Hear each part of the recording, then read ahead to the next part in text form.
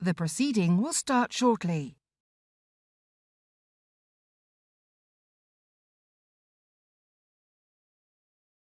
The proceeding will start shortly.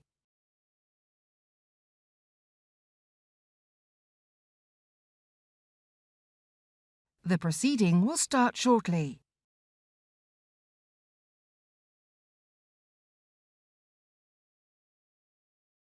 The proceeding will start shortly.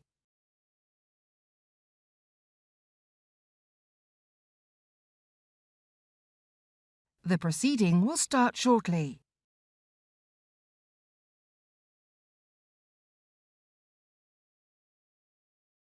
The proceeding will start shortly.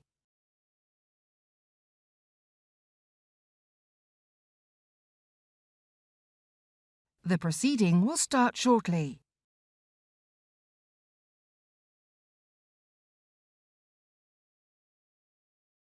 The proceeding will start shortly.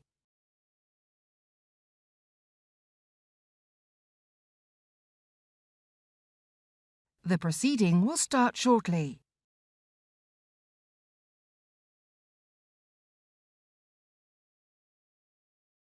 The proceeding will start shortly.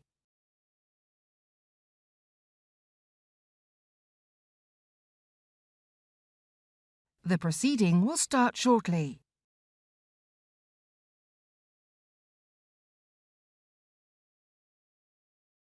The proceeding will start shortly.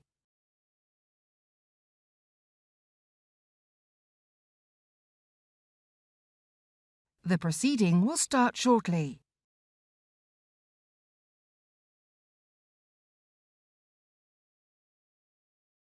The proceeding will start shortly.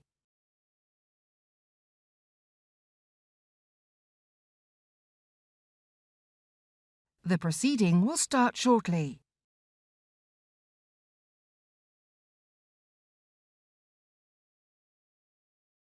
The proceeding will start shortly.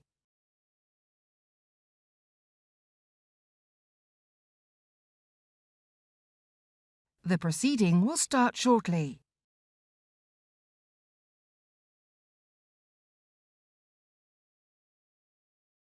The proceeding will start shortly.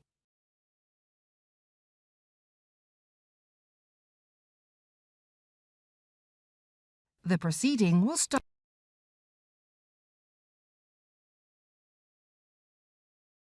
Very much, Foreign Secretary, for coming. I know you've come a long way, especially to be with us, so we're very appreciative, and welcome to Sir Philip as well.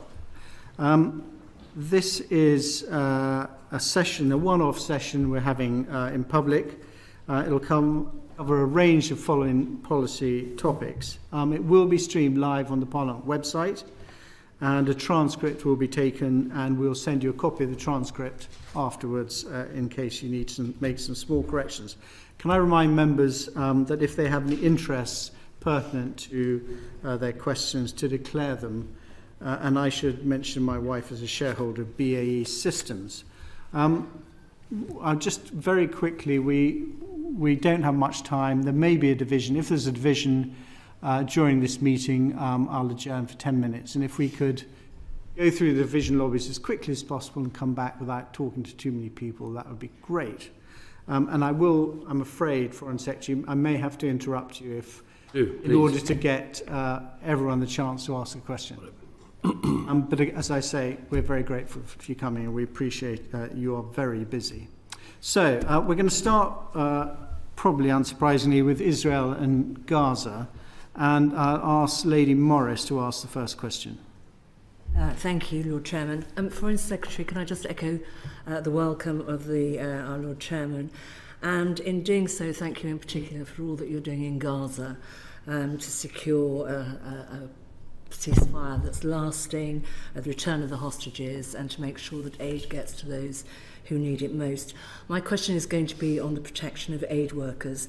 And in asking it, I declare my interest as the Prime Minister's Trade Envoy to Jordan, Kuwait, and the occupied Palestinian territories, a role which you kindly appointed me to in 2012.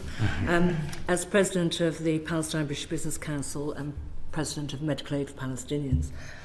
Foreign Secretary, at the beginning of this month, the world was horrified by the killing of 7 World Central Kitchen aid workers in Gaza, 3 of them British. But in the last 7 months, over 200 aid workers have been killed and some 500 have been injured.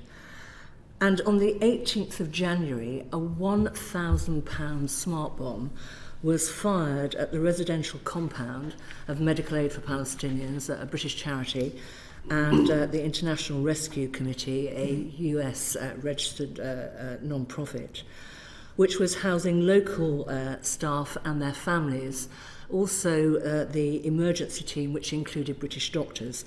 The coordinates of the house had been shared with the IDF. And although there were no injuries, and although there were injuries, luckily no one was killed. An investigation by the Israeli government and the IDF have so far come up with 6 different explanations as to how this happened. Given the confusion in this, can we have confidence in any internal investigations, or should we be seeking independent inquiry? Well, first of all, I think you're right to be very concerned about this particular episode. Obviously, the whole situation in Gaza is deeply concerning, and the loss of life deeply regrettable. But on this occasion, I raised, like you, it was the 18th of January that it happened. I think I raised it with Prime Minister Netanyahu on the 24th of January. I raised it with Foreign Minister, with Minister Gantz on the 6th of March. And we've never had a proper satisfactory explanation. I think that is very concerning because it goes to the bigger picture, which is there hasn't been effective enough arrangements within Gaza for deconfliction. So as you say, on this occasion, apparently the coordinates were given to the IDF, so it shouldn't have been hit, and it was, and we never got a proper explanation. But your question is, can we have any confidence elsewhere? And I think all I would say is when it comes to the tragedy of the World Central Kitchen attack and loss of life, the early signs are that it is a proper investigation. 2 people have already been fired, and the Israelis have admitted that there were both systemic and personal failures. And so I think that can give us some hope that there's going to be better action taken in future. But what happened on the 18th of January was a sort of warning sign. And more should have been done when we raised it at the highest levels and said, look at what happened. You need better arrangements in place. Thank you. Lord Wood. Thank you. Foreign Secretary, I'd like to ask you about UK support for UNRWA. I believe Andrew Mitchell, your colleague, today announced that resumption of future funding support would be delayed another month until a further report has been issued. And I think this will puzzle some people because previously it was the end of April, which is today. The Colonna report was sufficient for lots of our allies, Canada, France, Finland, Australia, Sweden, the EU, to restore funding. We haven't done that. Why has the deadline changed when, to be fair, you've been a leading voice for putting pressure on Israel to be more cooperative on humanitarian support? We are not committing to future funding for the main platform for that, delivering that support. Why are we an outlier amongst our allies on this question? I don't think we are. I mean, fair question. I would say, first of all, we are continuing to keep the pressure on Israel. We identified all of the bottlenecks that were in place. You know, why haven't you opened Ashdod port? Why haven't you switched the water back on? Why aren't we up at 500 trucks a day? Why aren't there more crossing points open for longer? You know, we've identified those and pushed and pushed and pushed. Obviously, President Biden was very effective in getting pledges from the Israelis to do all those things, and we now follow, literally on a daily basis, you know, how are they doing towards those elements. On UNRWA specifically, when that happened, and it was pretty horrific to know that people working for UNRWA had taken part in the 7th of October attacks, there were 2 report processes set up. One was the Catherine Colonna, former French minister, really looking at the workings of UNRWA and the sorts of things that needed to change. And the second was the Office of Independent Oversight, OIO, which was looking at the actual case itself. And I think I said right back in the beginning, I'd like to see how both reports are progressing before we recommit. And I said that knowing that UNRWA actually had plenty of money to keep it going, because it is a vital platform within Gaza. There aren't many other ways of getting aid around, as you know. So I think that's perfectly reasonable. We haven't particularly changed our deadlines. We've said we want to see at least, you know, the early parts of both reports, but preferably both reports in full. Because I think not just in the important terms of doing the right thing, but also in parliamentary terms, I think a lot of colleagues in both houses will want to hear that UNRWA is properly policed, properly run, proper oversight, vets its staff appropriately, and what happened on October the 7th with participation couldn't happen again. So that's the thinking. Okay, thank you. Can I ask you about an aspect of Israel's prosecution of the war against Hamas? There have been reports I should stress, at this stage, of mass graves at Gaza's Nasser hospital, reports of bodies with women, including women and children, with hands tied or buried with hospital gowns on. Now, Jake Sullivan, National Security Advisor at the White House, has called for investigation. The UN Commissioner for Human Rights has done. So I wonder what Foreign Office investigations have revealed about this and what action you're taking. Well, we haven't had any investigations. We're not capable of doing that because we're not in Gaza, but we have said this needs to be investigated. It's extremely disturbing. I'm very nervous about going beyond that because I think with some previous events in this conflict, people have jumped to conclusions too quickly. It's had an enormous impact on social media and elsewhere, and I think we need the Israelis urgently to get to the bottom of what happened before going further. Lord Greycock. Yes, Foreign Secretary, I know this is something that you're well familiar with and have commented on, but we all know from experience, I think, that when this dreadful war comes to a conclusion, the chances are that the world community will move on to the next crisis, and the fundamental problems of Israel-Palestine will go on the back burner and will not be addressed. And my question is about post-war reconstruction and governance, basically. I mean, what reassurance can you give us that serious thought and consideration is being given and plans put in place by the international community to decide how Gaza is going to be governed and where the money for the reconstruction is going to come from? Well, I was in Saudi Arabia yesterday meeting with foreign ministers from Egypt, Jordan, Qatar, Bahrain, Saudi Arabia. And I would say that actually I've got quite a lot of confidence that this won't slip off the front pages when this conflict is over, because I think all of the neighbours and friends of Israel and Palestine, I think, come to the same conclusion, which is, of course, we want to bring the conflict to an end. We've got to deal with the threat of Hamas. You've got to have moves towards a secure Palestinian state, but also a secure Israel. And I think so many parties to this understand that there is no long-term peace and security and stability in the Middle East without a solution to the Palestinian question. So if you look at, for instance, what the Saudis are trying to do with this normalization deal with Israel, that's obviously a huge step for Saudi Arabia, a big step for Israel, but part of it would be the creation of a Palestinian state and a horizon towards that basis. Again, I think if you talk to the Egyptians and the Jordanians, and also if you talk, frankly, to other Europeans, I think there's an acknowledgement that huge efforts were made around the time of Oslo and all of those things which you'll remember. And then I think latterly there was a sense that it was just too difficult and it couldn't get done, and we should focus instead on getting aid to the Palestinians and all the rest of it.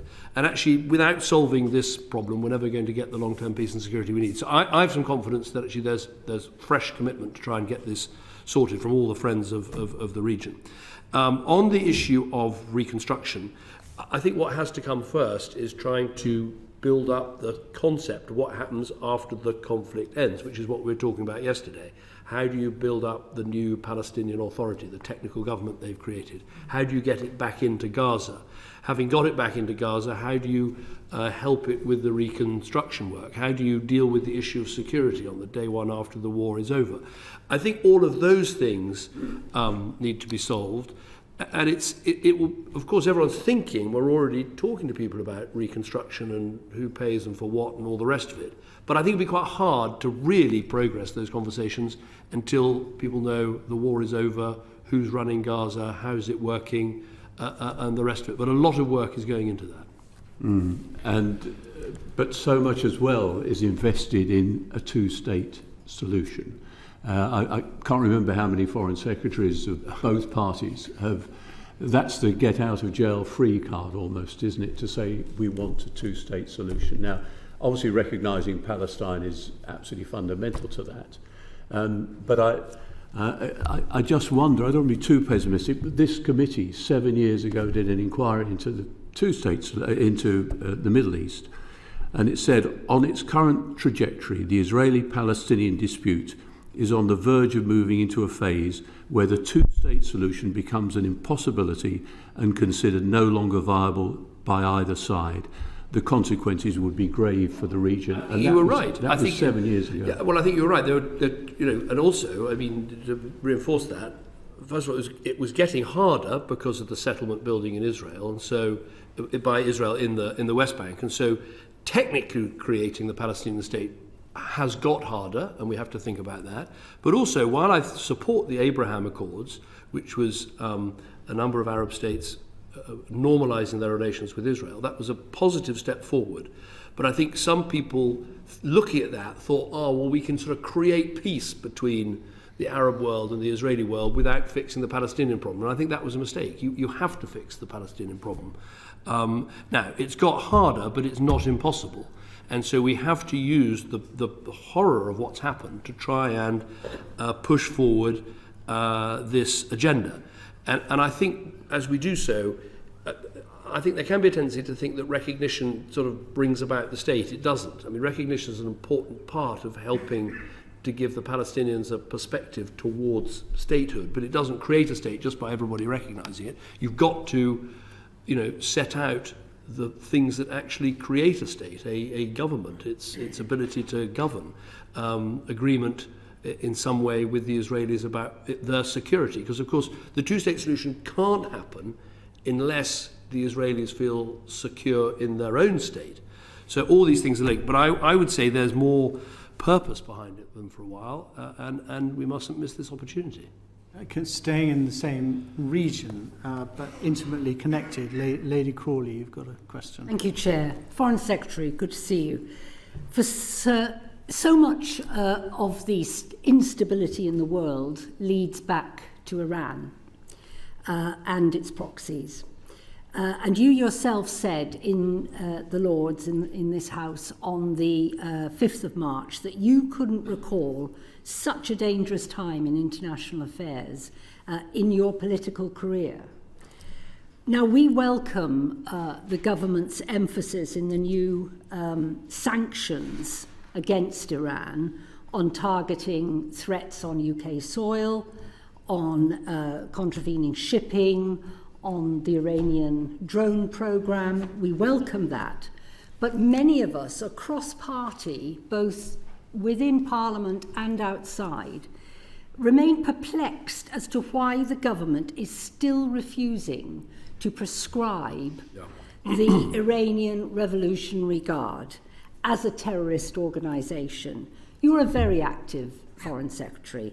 You know that the IRGC is the leading edge of both internal repression and external violations against Israel, against Arab states, against Western interests in that part of the world. And yet, despite that, and allies of ours having a different view, there's a reluctance in the government to move against the IRG. Let me answer that very directly. All of the things we need to do to put pressure on Iran and to make sure that where they act illegally, we can act against them, are in place through our sanctions regime that we have enhanced. And we've sanctioned the IRGC in its entirety. And when I asked law enforcement, police, intelligence service and others, is this extra step of prescription necessary in order to take further action against these people when they do the things that we disapprove of? The answer is no. And there's a disadvantage, to be frank about it, from prescription, which is it would effectively end, I think, diplomatic relations.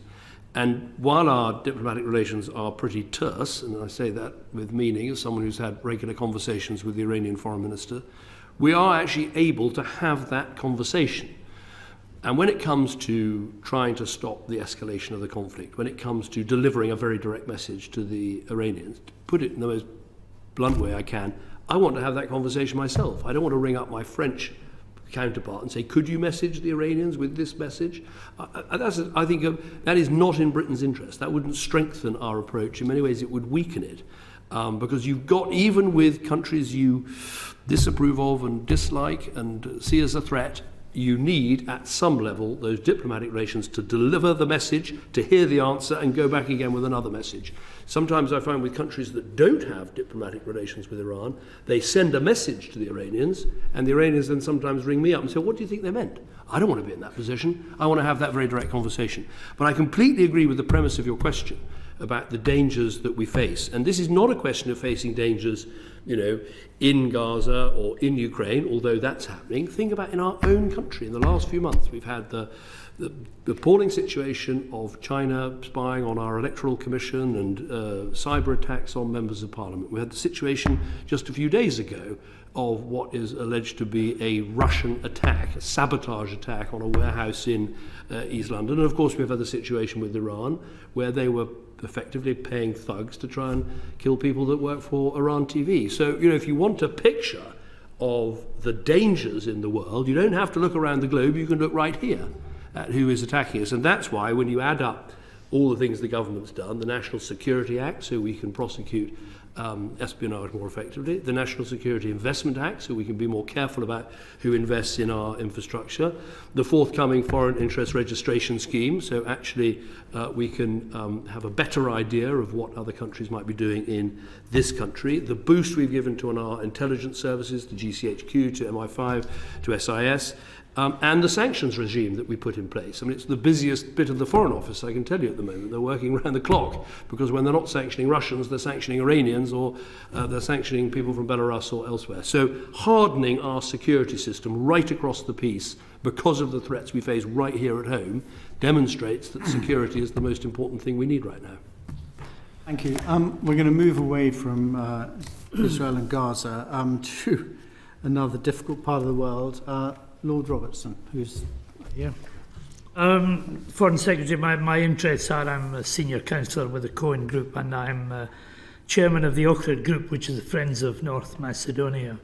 So I want to ask you about the Western Balkans, and I think this is a week where the news is particularly bleak. I think the UN General Assembly is this week going to be discussing Srebrenica and the genocide there, and this is leading Serbia to pretty openly ferment trouble inside Bosnia and Herzegovina, and giving irresponsible and quite probably illegal, support to separatist elements in Republika Srpska. So what I wanted to ask you was that don't you think it's time that NATO and the European Union and ourselves in particular intervened boldly and firmly to defend the Dayton Agreement?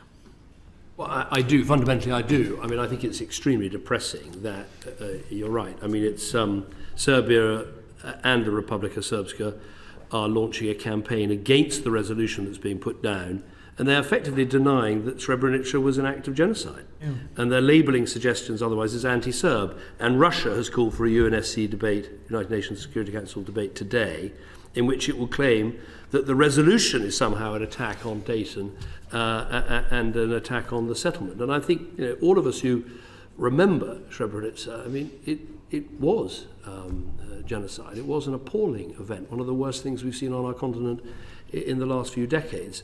And so the UK will be voting for the resolution, will be speaking up for it, and will be calling out those who oppose it. And I think that's part of defending Dayton, defending the situation that's in place, and trying to make sure, I mean, ultimately, if you stand back, what are we trying to do in the Western Balkans? We're trying to give these countries the chance of stability, of growth and prosperity, and a Western, Euro-Atlantic, European perspective, if that's what they choose. And that is, you'll know him well, Stuart Peach, who was deputy... Chairman of the Military Committee. Correct. does such a good job, because actually it's one of those areas you really need an envoy, because he absolutely scoots around from Prime Minister to President and back again in order to do exactly as you suggest. Yeah, but I'm suggesting to you that we perhaps need to do more.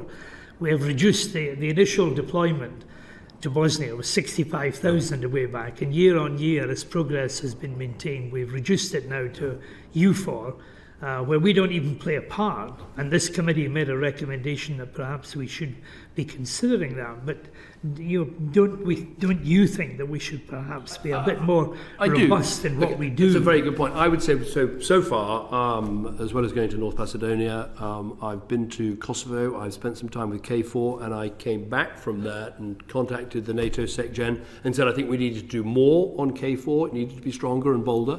We needed, as you'll remember, to take the restrictions off some of the different troops from different nations that they have there.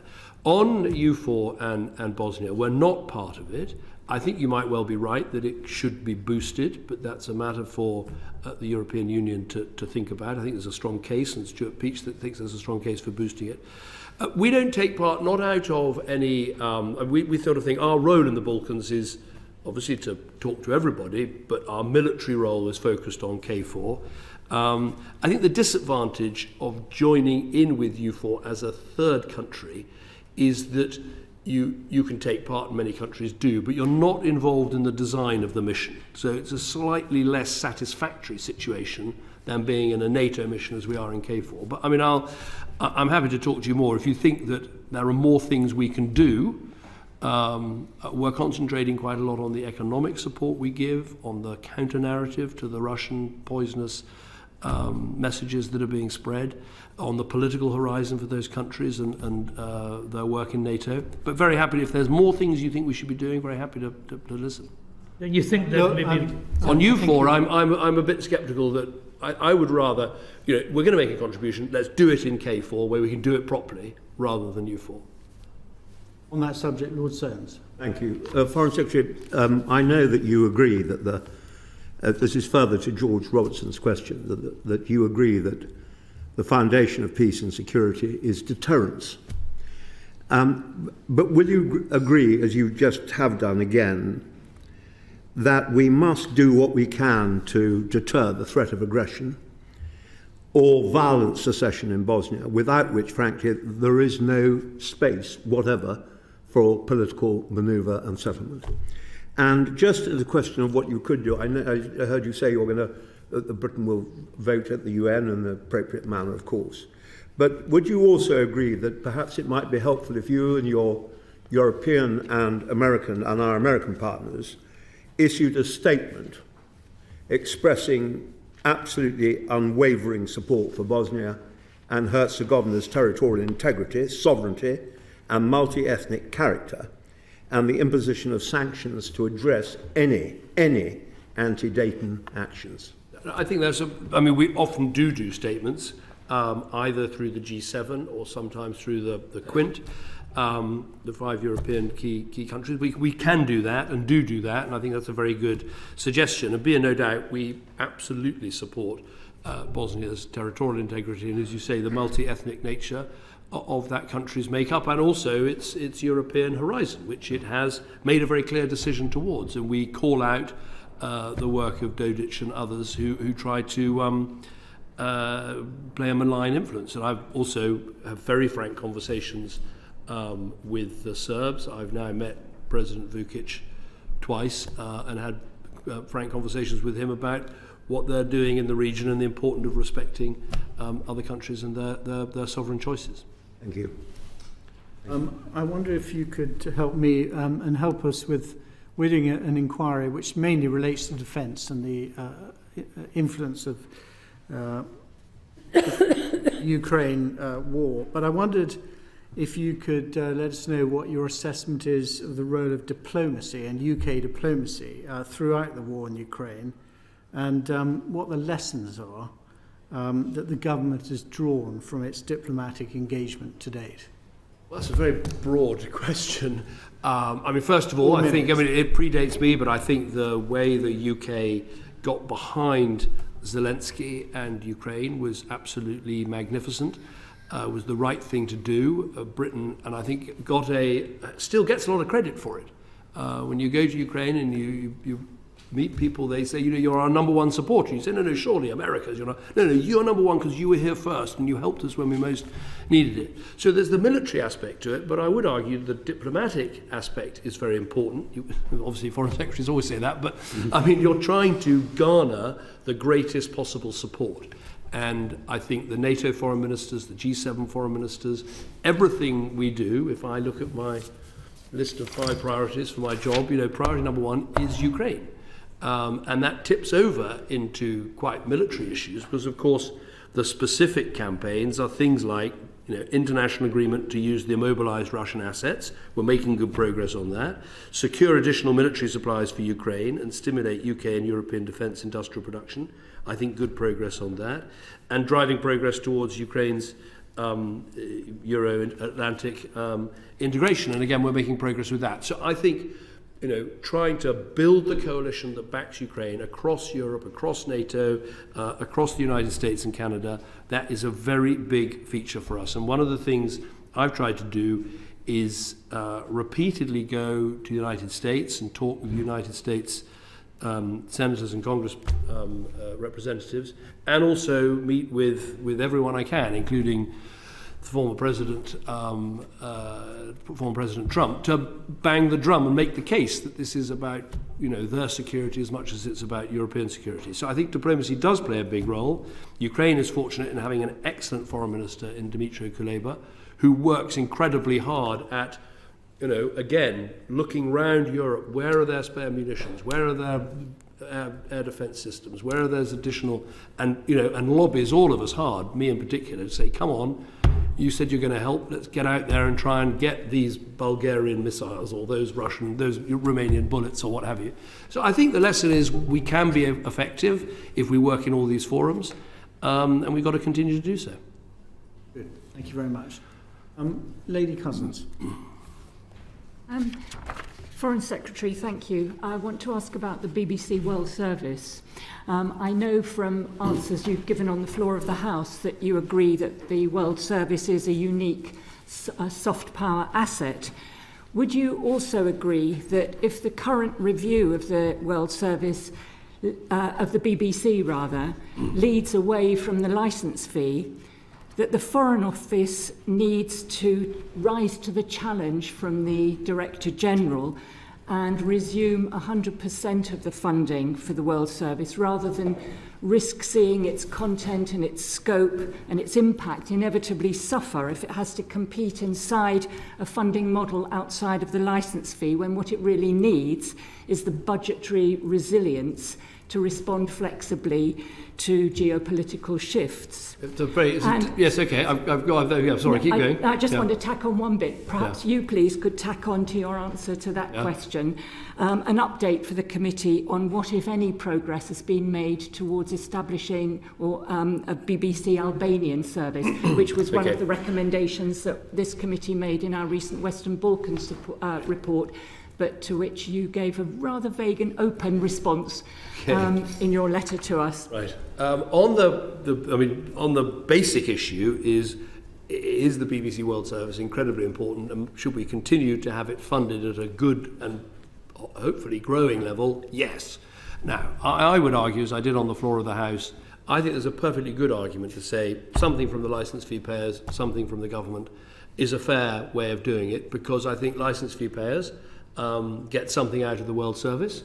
I do. When Radio 4 goes off at night and the World Service comes on, I leap for joy. Well, I don't, because I'm hopefully trying to go to sleep. But you know what I mean? It's a brilliant service. So we get to access it. And also I think the BBC has some advantages by running the World Service. There's some crossover between that and the domestic service. So I think the idea of funding out of two pots is good.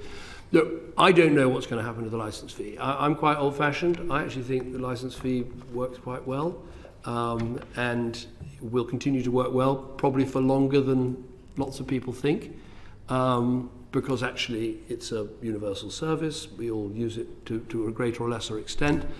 When you look at all the alternatives, there are lots of disadvantages. So I'm quite a sort of licence fee fan. in an old-fashioned way. And so but the answer to the question is we must go on, however it's funded, it must go on being funded at a generous level. And in this contested, competitive world, there's a good argument for saying that we need more independent, respectable media in this space. Now, on the Albanian service, I've looked at this again. I mean, ultimately, it is a decision for the BBC World Service rather than for me. The only thing I'd say is, Albania is now a country, on the brink of joining the European Union. It's a NATO ally. I mean, its sort of orientation in that direction is confirmed. If I was running the BBC, I might be thinking, well, actually, there are countries that are in a more difficult situation. Take Moldova. I was meeting with the foreign minister today. A country that is really trying to be Western orientated and fight corruption and be a good democracy and a transparent country with and all the rest of it. I think there are other cases where you can see the need, and those are the sorts of questions that the Foreign Office, in its work with the BBC, has to think about. Thank you. Lord Bruce, we'll start. We may have a vote coming up, but... Thank you. Can I turn your attention, Foreign Secretary, to Africa? And can we take as a given that particularly the aid and development budget for Africa has been pretty decimated over the last 4 years? We did a report 4 years ago in which we made a number of recommendations, and the government gave a robust response about the importance of Africa. But in reality, whereas 4 years ago we were spending 3 billion in ODA in Africa, last year it was 925. Now, I know you've put it back up to 1,400 million, I welcome that, but billions have not been spent and will never be spent. I've given you We'll give you a comprehensive answer when we get back. We'll adjourn for 10 minutes, and if you can get back quicker, that's so much the better. Thank you. The proceeding is currently suspended.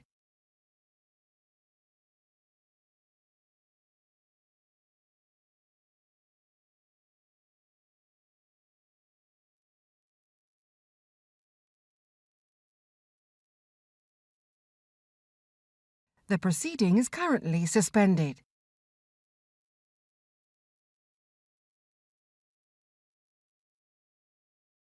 The proceeding is currently suspended.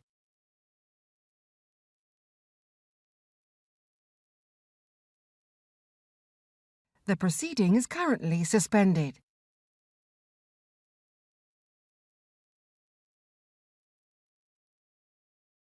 The proceeding is currently suspended.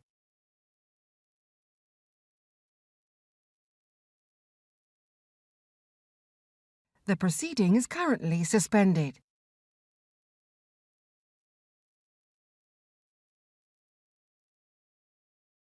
The proceeding is currently suspended.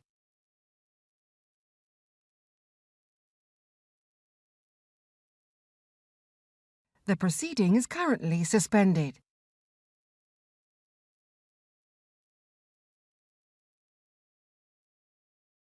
The proceeding is currently suspended.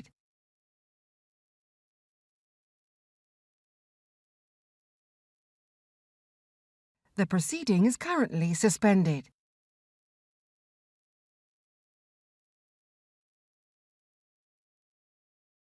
The proceeding is currently suspended.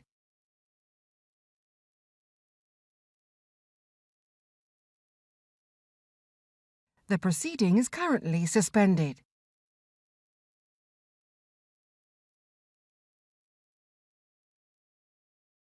The proceeding is currently suspended.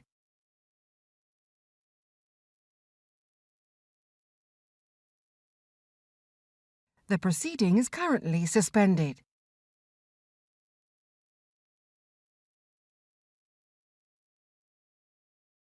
The proceeding is currently suspended.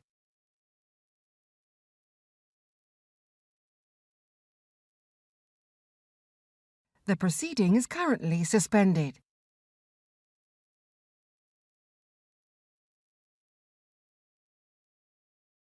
The proceeding is currently suspended.